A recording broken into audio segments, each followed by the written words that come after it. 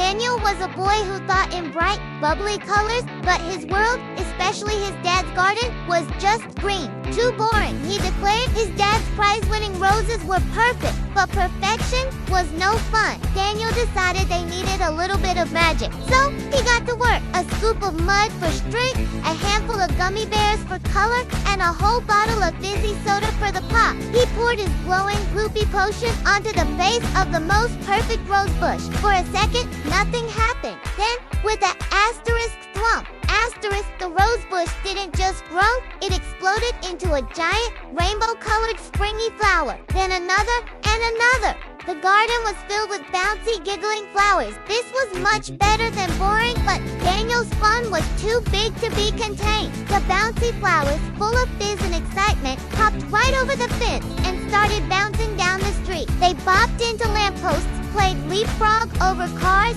and gently bounced the grumpy cat from next door all the way home. Soon the whole town was a bouncy castle of floral chaos. Daniel watched from his window, his laughter fading. On the local news, he saw his flowers taking over the town square. His little prank wasn't so little anymore. A heavy feeling dropped into his stomach. Oops, he whispered. I have to fix this. He remembered a dusty old book in the attic. Grandpa's Garden Secrets. He raced to find it. Flipping through pages of magical plants and weird remedies, he found it. A recipe for super shrinking spray. The ingredients were strange.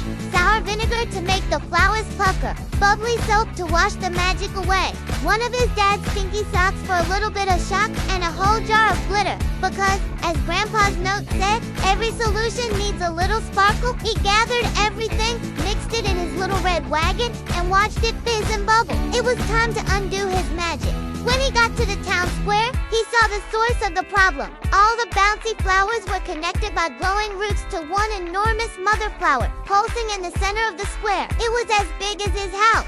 Okay, Daniel took a deep breath. I have to get to the top. He began to climb. The giant petals were slippery and bouncy. He slipped and slid, but kept going. Holding his bucket of antidote tight, finally, he reached the very center of the giant blossom. With all his might, he poured the super shrinking spray in. For a moment, the world went silent. Then, a brilliant flash of light and a shower of beautiful glitter rained down over the whole town. The giant flower, and all the little flowers with it, began to shrink. They fizzed and popped, shrinking all the way back into normal. Beautiful roses, now with a faint magical sparkle on their petals. The townspeople cheered. Just then, his dad arrived, looking worried. He saw the empty bucket, the glitter on Daniel's cheek, and the sparkling roses. He looked at Daniel, and then he smiled and gave him a big hug. I'm proud of you for fixing your mistake, he said, but you're still grounded. Daniel just grinned and gave a little wink to the camera. Please subscribe to me.